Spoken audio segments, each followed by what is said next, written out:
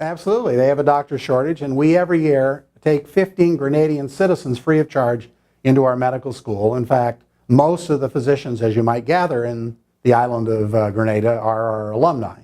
In addition, we're helping them start a family medicine residency program for their own citizens so that they not only can become MDs, but right now they often have to get training off island.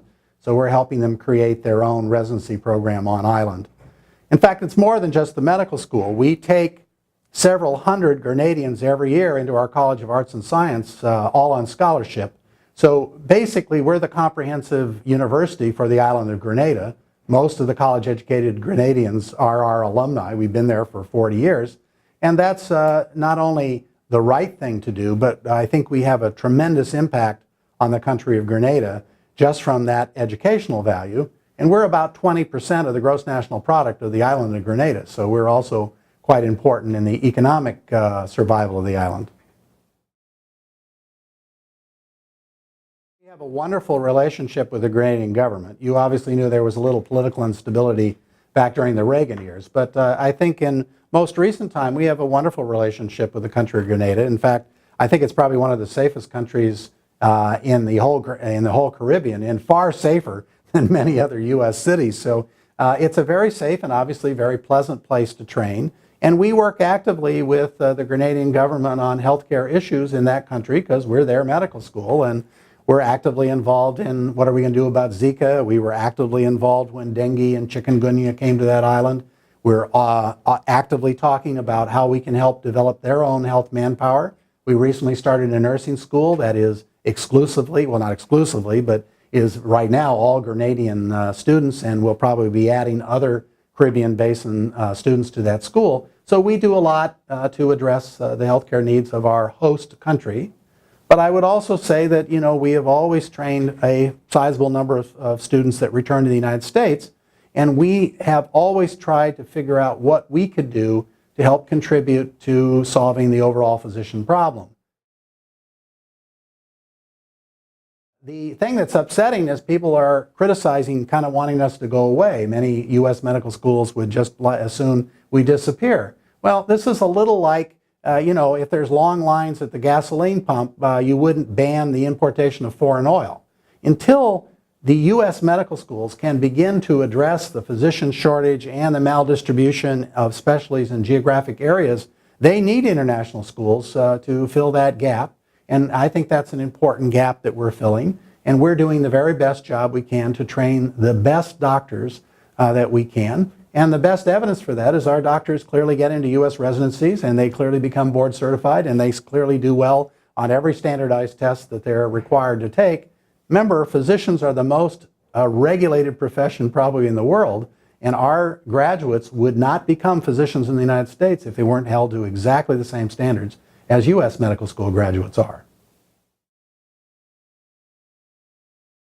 We do, but we tend to do more research projects that are more population-based, more public health-based. We give a master's of public health. We are actively involved with the Grenadian government in many of their healthcare initiatives, which I would say are far more around the delivery of healthcare, you know, population-based health outcomes research, epidemiologic research, that sort of research, because that's appropriate for our setting in Grenada.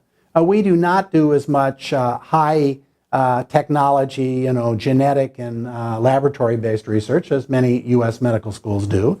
But recall that those large research operations in most U.S. medical schools are completely unrelated to the training of their physicians.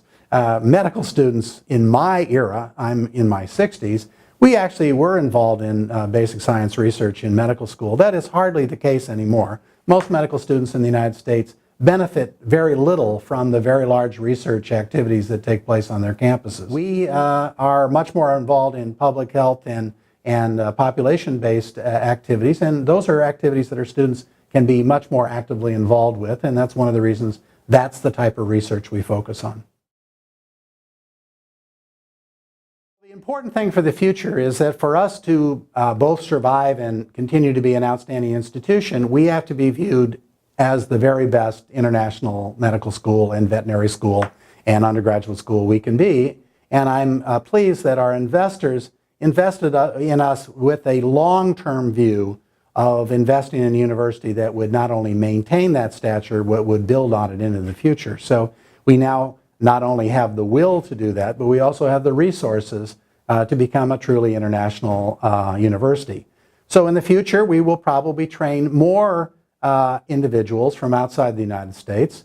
Remember that the situation that occurred, that was true in the United States in the 1970s when we were founded, many highly qualified candidates, but not enough places in medical schools in the United States, is also true of all sorts of countries in Malaysia, in Hong Kong, in Singapore, in Philippines, etc. So we are probably going to take more international students and probably develop, if you will, pipeline programs to train them and return them to be leading physicians in their own country and other countries of the world. We're going to actively do that. I myself am a tropical disease specialist, so I spent much of my own professional career outside the United States. So I think you'll see that more in the future. And I think you'll see that we will continue to focus on student success of our students, whether they are planning to return to the United States or they're planning to return to other countries of the world.